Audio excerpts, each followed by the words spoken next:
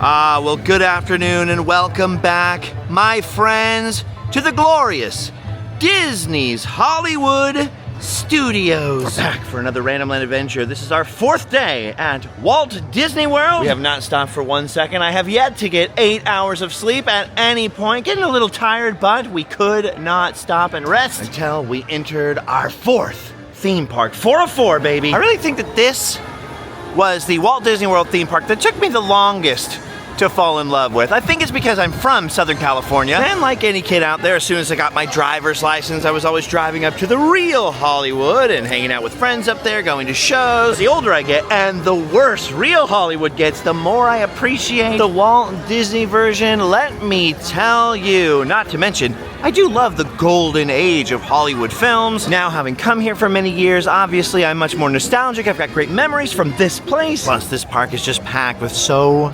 many little secrets, so many little details, and the theming is absolutely out of control. I mean, virtually every building in this place is a nod to an actual historic location, some of which still exist in LA. And this park, more than any other, feels like it's continually changing, continually being added to. In fact, there have been some very big changes announced for Disney's Hollywood Studios recently. Some big changes are just on the horizon. We're gonna talk about that today. Walk around and soak in some of the little secrets and details as I try to warm up, wake myself up here. And we don't have far to go to see our first one. As you can see, you enter the park here onto the main drag, which is named Hollywood Boulevard, after the real-life Hollywood Boulevard in Hollywood, California.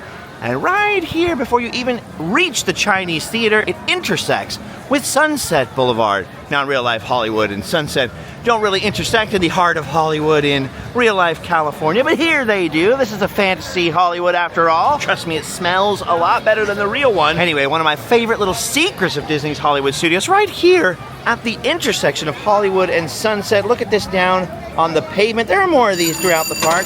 Look at that little contractor inscription in the cement.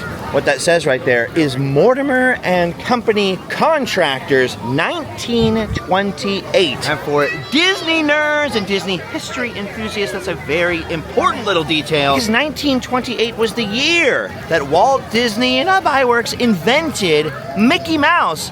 And of course, Walt originally wanted to call him Mortimer Mouse, but his wife Lillian famously decided that name because 1928 was the original debut of a little character called Mickey Mouse. And famously, when Walt was coming up with the idea of his new character that was going to replace Oswald the Lucky Rabbit, Mickey Mouse, he wanted to call him Mortimer Mouse, but his wife Lillian Disney thought that name was absolutely hideous and suggested Mickey instead, which is a much friendlier sounding name, I must admit. No offense to any Mortimers out there that may be watching. And of course, Mortimer Mouse became sort of the bad guy, kind of Mickey's foe, his rival for Minnie Mouse's attention. I love those little secrets like that, right? The secrets of Disney's Hollywood Studios, placed here by all those creative Imagineers and the people who work for the Walt Disney Company.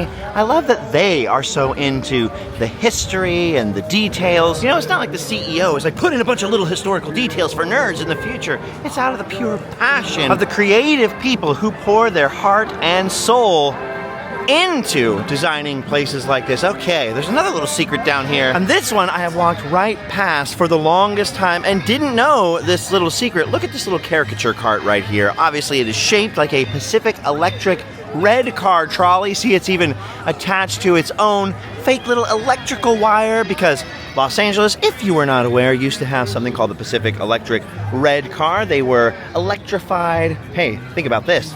They were green before green was even a thing. They were electric streetcars, the greatest public transportation system in the world. You might be familiar with them from Roger Rabbit. We got a theme park in California called Disney California Adventures that has little streetcar trolleys running on them. Like, they're bigger than this. They're not full scale. I recently filmed a farewell to those because they are disappearing from the parks in just a couple of days. Those ones you can actually ride up and down the little faux streets of Los Angeles in that theme park. This one's just a little caricature car. People are drawing your picture in there. And it's beautifully designed. I mean, it looks like the real thing. I drove one of those at a museum out there. Go check out that video from California Adventure. You'll learn all about these things. But the secret isn't just a nod to the real Pacific Electric red cars. The secret here is the number of the red car we're looking at, 694. And that in itself is a little meta reference to something we're standing on. Because basically all of Sunset Boulevard at Hollywood Studios was an expansion to the original park. That's right, this whole street was added later and opened up in June of 1994. It was the same expansion that, if I'm remembering it correctly, gave us the Tower of Terror ride back there, the Twilight Zone themed Hollywood Tower Hotel you can see on the horizon. It opened a couple of weeks later in July of 1994.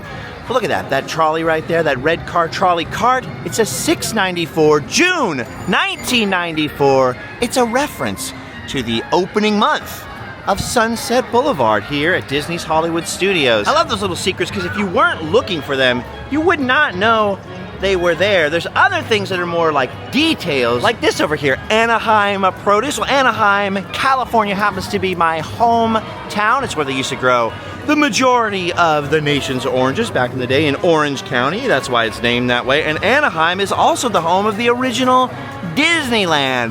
That's not really a secret. It's right out here in front of you, hitting you smack in the face. It's more of a cool detail, but of course the internet makes no distinction between details and secrets. And you know what? There might be some people who didn't know what the heck Anaheim was. So while I personally probably wouldn't choose the label secret for things like that, for the purposes of this video, we're gonna go ahead and lump that in with those. Same exact thing applies to this little building right here on the end of this little row of shops. That is the Carthay Circle Theater.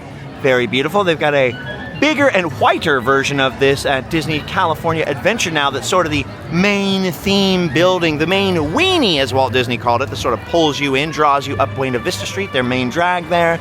But this is the original Disney Carthay Circle right here in Disney's Hollywood Studios, and what this was a real theater in Los Angeles that's since been demolished, and this was the theater, well, not this, but the real one, was the theater that hosted the world premiere of Walt Disney's first feature-length animated motion picture, Snow White and the Seven Dwarfs. So a pivotal moment in the history of the Walt Disney Studios. And if that film had been a flop, we probably wouldn't have any of this here today. This would all be swampland as far as the eye could see. Luckily, old man Disney had a crazy idea about breeding animated films. Quickly, let's just pause just for a second, because another thing I love doing at the theme parks, as opposed to just getting in line for every single ride, is just looking at some of the details. We're looking at some of the secrets right now, but I also love some of the obvious things, like look at Mouse About Town right here. I love that little animated neon sign. Looks brilliant at nighttime. And I just love the little window display mannequins of Mickey all dapper right there in his Mr. Dapper outfit, and Minnie Mouse looking so fantastic, looking like she's gonna head off to one of those Hollywood premieres. Those aren't secrets, those just hit you right in the face, right? Those are just details, that's just theming, but they're so cute, right? Anyway, this place is chock full of that sort of historic theming. Like I said, every building you could tell the story of the real life building that inspired it, that inspired the Imagineers to recreate it here. I mean, everything from the windows to the carvings to the billboards up there, the street lights. Or one of my favorites, check this out, the Route 66 sign. Now, Sunset Boulevard, a little portion of Sunset Boulevard, actually was Route 66 in Los Angeles at one point. So that is a very cool little detail, especially for people like me that obviously love Route 66. Oh, by the way, before it's out of view entirely, you notice the Hollywood Tower Hotel down there, which was modeled off of some real-life hotels in Hollywood. There's no one-to-one comparison, but it's directly inspired by some real hotels.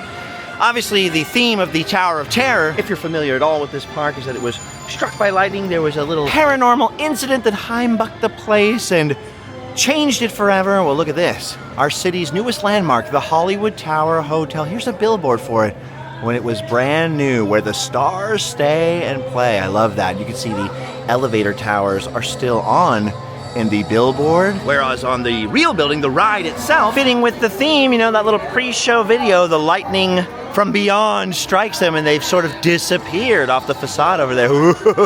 Again, that's not really a secret, it's just really good deep theming, and I really appreciate that. So I guess most people would call it a secret. It's a secret. All right, cruising back onto Hollywood Boulevard, I'm gonna go to the other side of the street to show you some secrets, some theming of a different kind. These are sort of well-known classics, but I always love taking a moment to look at and appreciate them anyways. Right over here, right above Hollywood and Vine, the little restaurant you can see in the windows up there, There's Roger Rabbit, busted through the blinds. In the center there, you can see Eddie Valiant. Okay, you don't see Eddie Valiant. You see the painted window up there that says Eddie Valiant Private Investigations. All crimes, surveillance, missing persons. And look, there he is, Roger Rabbit. Obviously took a drink of something he shouldn't have and busted through the blinds. Again, not really a secret, more just like theming. It's right there, it's right in your face. But across the street, another little piece of theming that ends up being a secret because for some reason most people forget about the film it's referencing. And by the way, on the roof there, boy, I apologize, I'm interrupting myself. Like I told you, I'm tired. There's another Roger Rabbit reference, a little nod right there, a Maroon Studios billboard with Baby Herman, Roger, and Jessica Rabbit. But right underneath it, look at that. It's Peavy's Polar Pipeline. And Peavy is referencing the Peavy from The Rocketeer. So he's obviously created these frozen Coca-Cola contraptions. Obviously, Peavy loves to tinker with things. And look at that, those are Peavy's toolboxes right there, serving as the cash register. But best of all, look at over here just to the side. We got Cliff Secord's Rocketeer helmet and the rocket itself. How freaking cool is that? Now, the helmet's seen better days. I could use a little refresh. I hope they never take it away, though. I'd rather see it falling apart than removed. But look at that. It's the freaking rocket pack designed by Howard Hughes from The Rocketeer. Why it feels like no one except a very specific generation remembers The Rocketeer, I don't know. I feel like that was Disney's biggest missed opportunity. It didn't make quite enough money, and not as much money as they were expecting, so there were never any sequels, but that should have been Disney's James Bond franchise, The Rocketeer. Like one of the best, the most underrated live-action Disney film of all time, I think. If you could think of another one, even more underrated one, I mean, leave it in the comments. I'd love to know your thoughts, but I love The Rocketeer. That's a little silly, though, putting that rocket right out there where everybody can see it if they come to buy a Sprite or a Fanta frozen blue raspberry thing. I mean, Timothy Dalton could spot that in no time. And as we learned from not just that, but from Hot Fuzz, you gotta watch out for Timothy Dalton. All right, again, that's just theming. Those are just obvious props, but there's some other props out here that aren't as obvious. Located just on the other side of Echo Lake, a reference to the real-life Echo Park in Los Angeles. There's a beautiful lake in there. Actually, my great aunt had a picture. She used to live down there, and she had a picture of herself with Mickey Rooney, of all people, and my mom's cousin was in a little stroller. My great aunt's just there with Mickey Rooney in Echo Park, just walking around during World War II. I don't know why I decided to tell that story, but there you go. You can have that one for free. And look at this.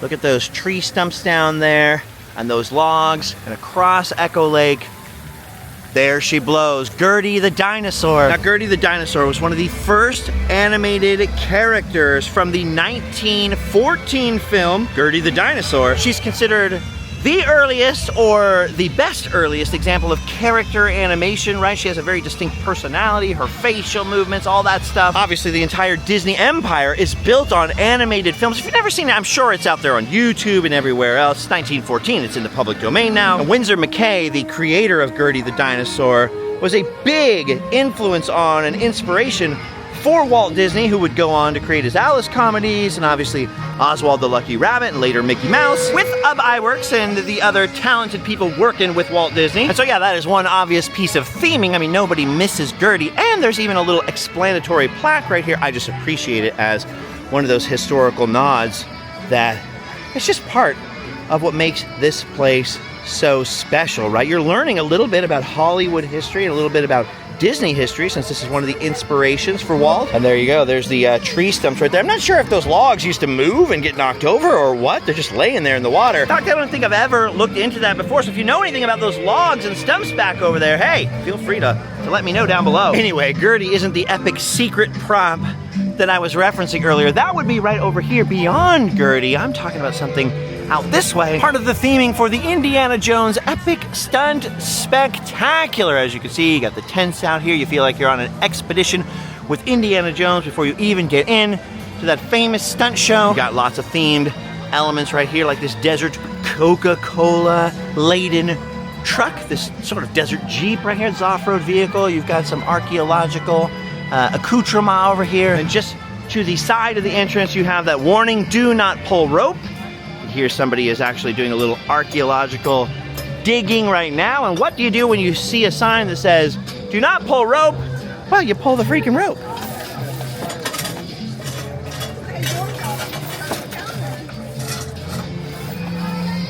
Normally, pulling the rope is supposed to interrupt the digger down there, but I guess the rope itself is not working at the moment. We've got a similar thing in our Indiana Jones ride in California. I'm a little disappointed that nothing happened when I pulled that rope over here. Come on, sign. There's some more little theming out here about the dig site. Some of these signs are really fading away now. Wow, look at that. All that is cool, all that is impressive, but what's way more impressive is what's over here near the exit to the stunt show. Now, the stunt show itself was added in 1989, just a little bit after the park originally opened here when it was called Disney MGM Studios back in the day. And of course, 1989 is when they released Indiana Jones and the Last Crusade, the third and final Indiana Jones film, at least from the classic era, right? And so obviously Lucasfilm and Disney were tight. They had just done Star Tours together. They had just worked on this epic stunt show, Spectacular, together. Michael Eisner and George Lucas and Steven Spielberg were all buddies. Everybody loved Disney parks. And so when filming wrapped on The Last Crusade, what better thing to do with the actual screen-used props than eventually donate them here to Disney MGM Studios, including the most impressive piece, the custom-built tank for Indiana Jones and the Last Crusade. Oh, that's right, the tank in the film was not an actual World War I tank. It was specifically designed and constructed for the film, but all out of steel using real excavator tracks and engines. They built it out of steel because they didn't want it to have any kind of modern suspension or anything like that, and plus they figured this thing is going to take a beating with the requirements of the film. There were real guns mounted on that tank. Of course, they fired blanks in the film. You can tell it's not a real tank because see the size of those openings right there, the apertures for the drivers to look out of. Those are absolutely huge. On real tanks, they're like little tiny slits. That thing, bullets would go right in there, making the armor pointless on a real tank. The tank used for the film was absolutely one of a kind. There was a duplicate of just the top half created for filming some of the fight scenes. There was a miniature version for some long shots from faraway shots. All the interiors were shot on a soundstage. It was built by special effects artist George Gibbs and his team specifically for the movie. Just the tracks, the excavator tracks that are on there, and those tank treads are way closer together, more like modern construction vehicles than actual tank treads. Just those tracks alone weighed 7 tons. The thing was absolutely a beast. So I mean, basically, although it wasn't a real World War I tank, they basically constructed themselves a real custom tank for the film. And here it is. This is the exact same vehicle you see in Indiana Jones and the Last Crusade. For a long time, it was out in the Boneyard. It's sort of the backstage tour part of Disney MGM Studios. It was, because they wanted you to think this was a real working studio, and they did actually work on some real Disney productions and filmed some movies out here, and this thing was rusting away. It was in pretty poor shape. But as you can see, it was eventually somewhat restored, repainted, and then stuck out here where guests could enjoy it up close and personal, literally just at the exit of the Indiana Jones stunt show, Spectacular. It's in rough shape now, Florida weather and all that rain. It was built out of steel, and so you can see there's quite a bit of rust back there. There's some holes growing in it. That is one big piece of heavy metal. I think it'll last for quite a long time out here. Now, oftentimes, mistakenly, people will say that this truck was from Raiders of the Lost Ark. The Raiders of the Lost Ark truck is actually parked at Disneyland in California, but no doubt this, is it a Mercedes truck? It sure looks like an old Mercedes truck. It's a period correct truck. No doubt this was also part of the film props donated from Lucasfilm. I just haven't watched Indiana Jones and the Last Crusade for a while. Can't tell you exactly where it appears. If indeed it does. The tank though, oh, 100% baby. That is the freaking tank from the Last Crusade. Junior, look what you did. Yes, look at the size of that thing. It's gargantuan. Look at the size of that ruby. I suddenly remembered my Charlemagne. You know the drill. Looks like the stunt show is closed today, and so is the Adventure Outpost with all the Indiana Jones merch. I'd hope that they update the show one day, just put in some new jokes and maybe a little bit more action, a couple new set pieces, but I hope that the sort of rudiments of it never ever change, because it's exciting, it's fun, it's classic era Indiana Jones, Indy at his best. It was created kind of concurrently with The Last Crusade, so if you're sort of an original trilogy Indiana Jones purist, it's sort of part of that original era of fun. Yeah, they should never get rid of that. Ooh, don't forget to admire Gertie's dinosaur tracks here in the cement. Yeah, man, I've really grown to love this place. Okay, we looked at a few secrets. I'm sure we'll see some more along the way. We should probably talk about the changes coming up to Disney's Hollywood studios, a lot of which are taking place right back down this way. I can't help but pause in front of the Backlot Express over here. It's themed to be sort of like production areas, backstage at a movie studio. I almost said movie theater, that would have been stupid. And they used to have the Weasel's car, the Toon Patrol vehicle from Roger Rabbit out here as well. Disappeared a few years ago, it hasn't come back since. I mean, I've got it in some of my old videos. I really wish they'd put that thing back, that was so cool. And another Roger Rabbit thing that used to be in here was the go-kart the actors would sit on for Benny the Cab, so Benny the Cab's undercarriage. When they built this place, there were just a lot of movie props, actual screen-used movie props, and sort of backstage, behind-the-scenes pieces of movie studio equipment and accoutrement that were placed into the actual theme park, including some of the restaurants back here, which was such a cool idea. And they've slowly been disappearing as they've been breaking down with the public coming and touching them and looking at them and just, you know, the ravages of time. I'm hoping that doesn't mean that one day they'll scrap this whole idea entirely. I'm hoping it means maybe they'll add some new props, stuff from modern movies, maybe the Marvel movies. It'd be nice to eat your gluten-free chicken tenders right next to some old, real-life and popular movie props again, you know. That would be pretty cool. Hey, after all those Planet Hollywoods are gone, right? Where are all those props? Get some of those in here, Disney. Oh, I just stuffed myself. I have to say about Walt Disney World, sure, you're paying theme park prices for food, but they give you these freaking massive portions most of the time. Ugh. All right, as for the changes, there have been so many changes out here in the last couple of years. Of course, that whole backlot area, the streets of New York, all replaced. They added Star Wars Land back there, famously Galaxy's Edge, Batu, you know what I'm talking about. They added Toy Story Land in the back of the park. You don't know what Streets of New York was. It was basically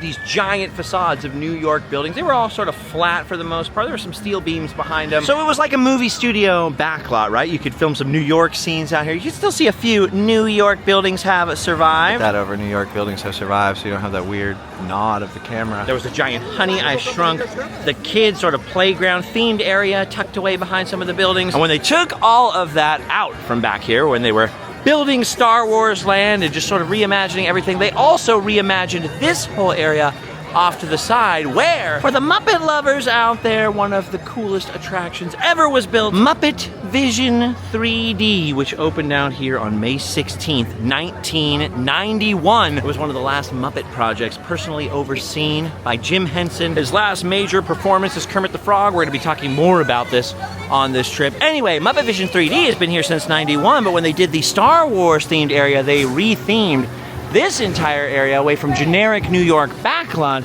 into a Muppet-specific courtyard. They added this incredible Miss Piggy as Miss Liberty statue slash fountain out here with all these rats fishing in the pond and these very Muppety goldfish. I mean, awesome. This building opened as Pizza Planet in 1996 and was rethemed to Pizza Rizzo. And even farther back behind that, back in this sort of tucked away little New York street back here. Hey, look at that snowman hanging out.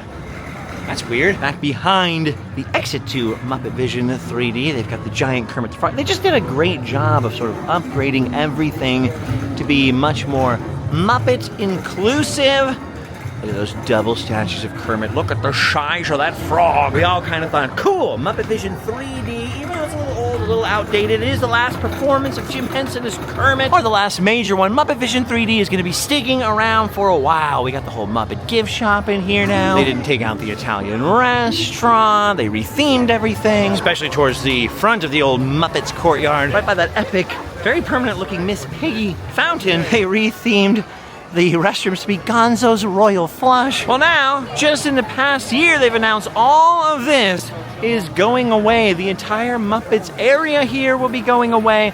Muppet Vision 3D will now become a thing of the past. All of this is going to become a Monsters Incorporated themed land, like Pixar, Monsters Incorporated. There will supposedly be a new suspended roller coaster over here, taking you through the streets of Monstropolis. There's going to be a brand new roller coaster in this area, a suspended roller coaster, apparently, that's going to take you into the world of Monstropolis. Not too much is known at this early stage, which means some people have speculated maybe they'll take out the laugh floor thing from Magic Kingdom and put it in here. All we know for sure is that Muppet Vision 3D is finally going extinct, which is why you can see it is very busy over in this area. Everybody wants to come and see the old show. Yes, it's outdated. Yes, it's sort of a thing from the past, from a bygone era, but it's the Jim Henson connection, the Rainbow connection that's kept it alive all this time. Oh, we're going to be talking about this again later on in this trip, so I apologize in advance if I got a little carried away right here and gave a little too much now. But yeah, this is all going to be a Monsters, Inc. themed land over here, which makes me so sad because they just basically redid this whole area.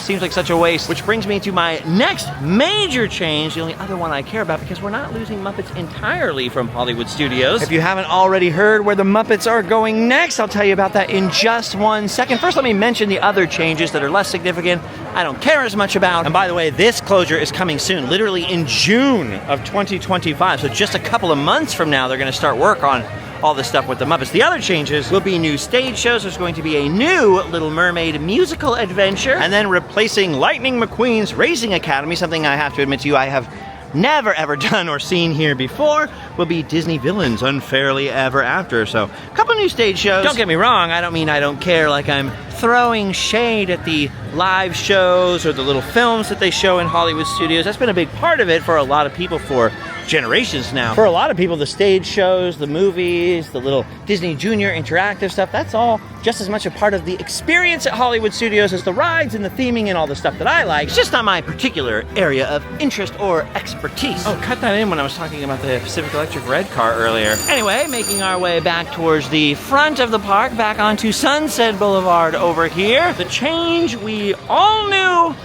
was going to happen someday has finally been announced over here for what is, some say, the best roller coaster at Walt Disney World, or at least was until that Guardians coaster at Epcot. And also Little Allie's favorite ride, I think your favorite ride at Hollywood Studios. It's right down here at the end of Sunset, and I keep dragging this out because it's a farther walk than I think it is every time. See, we're still stretching out, get to the end of Sunset. Look up at the Hollywood Tower Hotel, swing a left on Gower over here, and there it is. Rock and Roller Coaster, or more accurately, G-Force Records presents Rock and Roller Coaster starring Aerosmith. Now, for years, every single time they would do a refurbishment or temporarily close this ride, everyone's like, this is it. It's finally going away. They're going to change the music. They're going to change the theme. Rock and Roller Coaster's leaving. And of course, it would reopen. It would still be Aerosmith. It would still be G-Force Records. But now, my friends, finally, the rumors have come true. We all manifested it. Everybody, well, not me, but everybody else out there saying,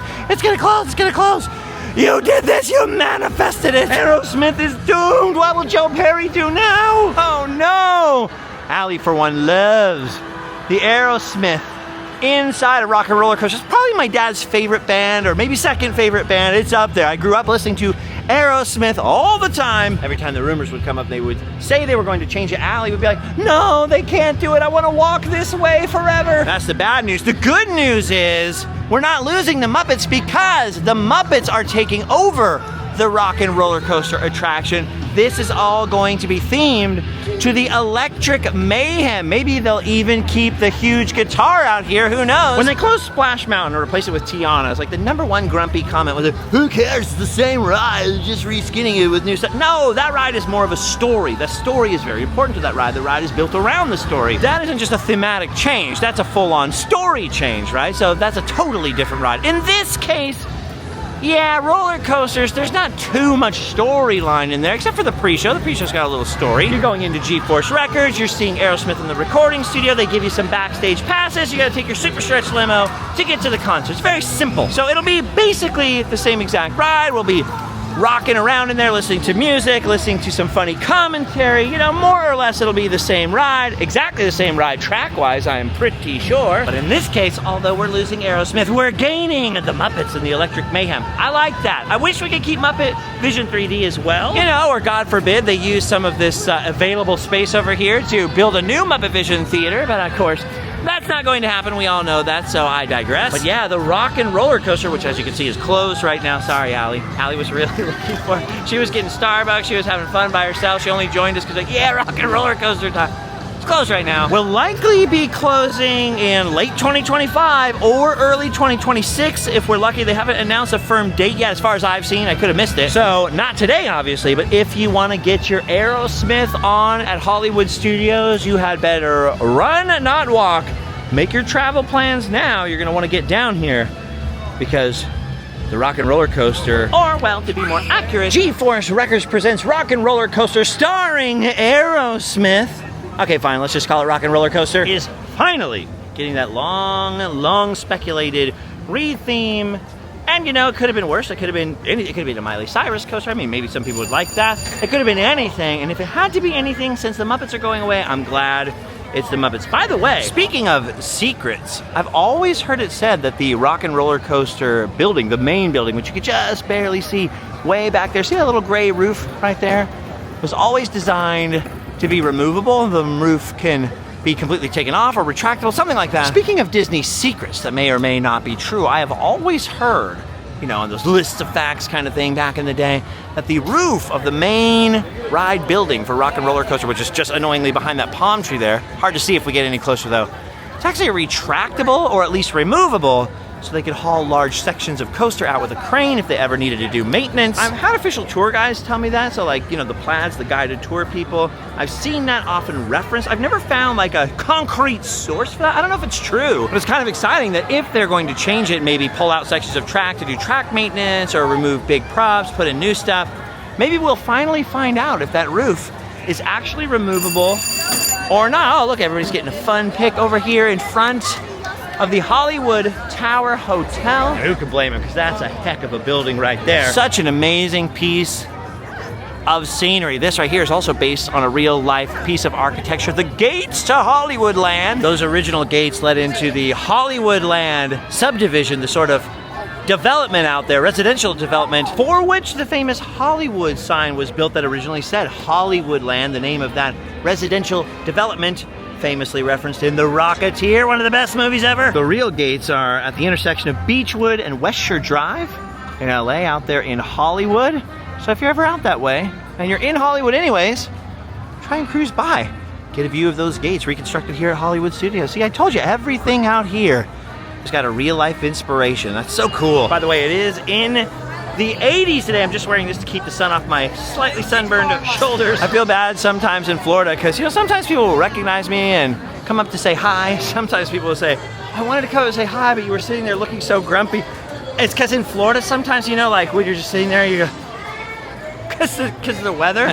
Don't worry, if you ever see me, you can always come up and say hi. I like taking fun pics. I like meeting people, getting hugs and all that stuff. Don't worry about the grumpy face. That's just my face. Well, I have chronic illness, so sometimes I'm just in pain. That doesn't mean anything. And then in Florida, it's a double whammy because the weather just blood melting. Always feel free to say hello, and that includes in the comments down below. Hey, that rhymed. All right, we're gonna leave Sunset Boulevard now because we heard something is fixed. I think it's actually fixed at Disneyland, since apparently we're not getting on Rock and Roller Coaster today. And the rumor is it's also fixed here in Florida. We might as well head all the way back to Star Wars Land to Batu, get on Rise of the Resistance, and see if they indeed fixed those giant cannons on the ride. I know they fixed them at home, I'm pretty sure. I'm getting all mixed up. All right, well, since we're not gonna get on Rock and Roller Coaster, we've actually left the planet entirely. That's how angry we were. We've actually journeyed way out to a galaxy far, far away. One, so I can tell you about some other changes, and two, so I can make it up to Allie and get on a different ride. One change that's already happened, of course, is the Galactic Star Cruiser, the very loosely based on Star Wars themed sort of role-play hotel experience. It really wasn't a hotel. It really wasn't just a role-play show.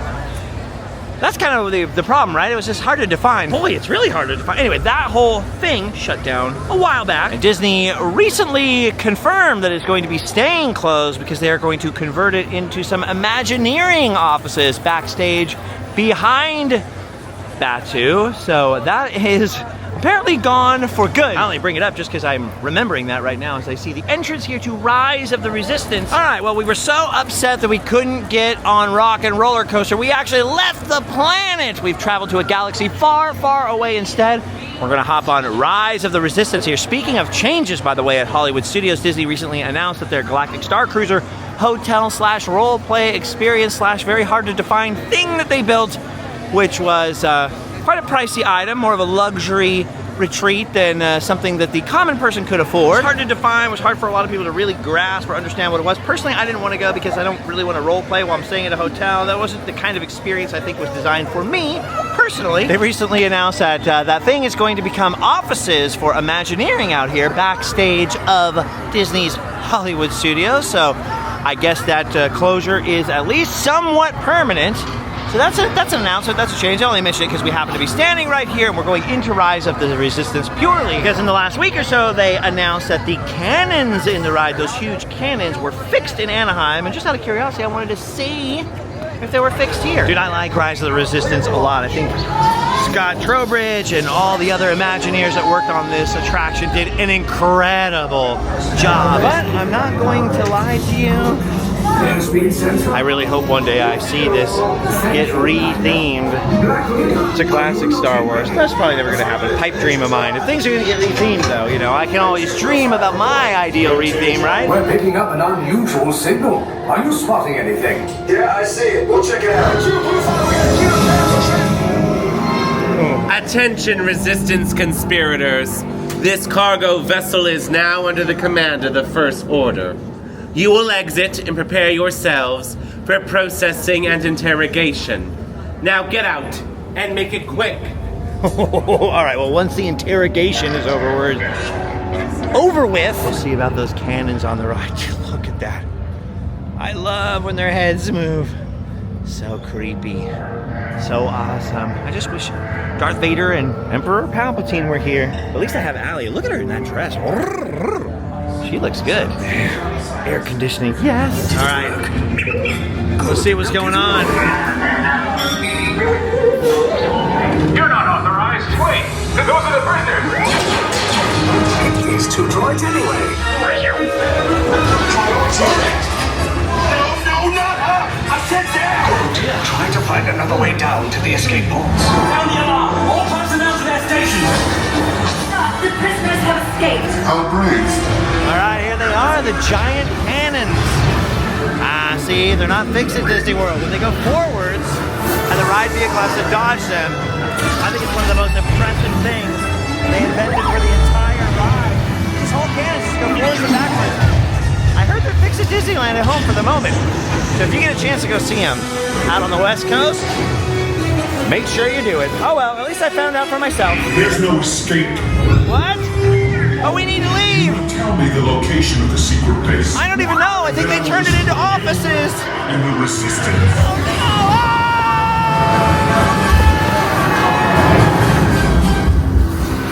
Whew, that's weird. I almost forgot Toy Story Land was even here.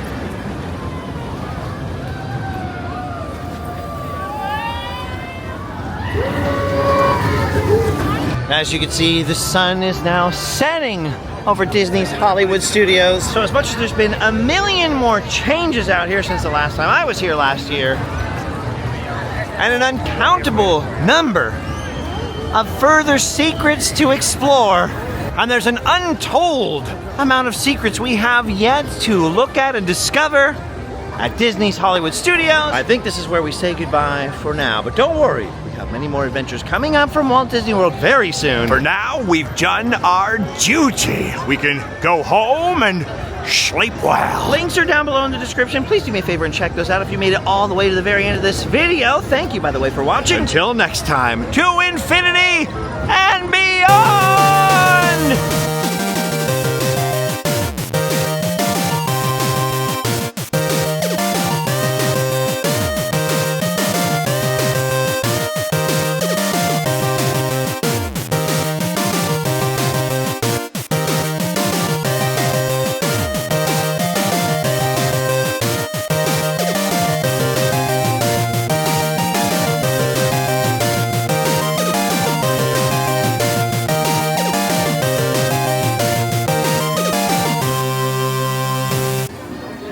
Actually adorable. Look at that! Mickey with his biggest fan. Oh, that's my face.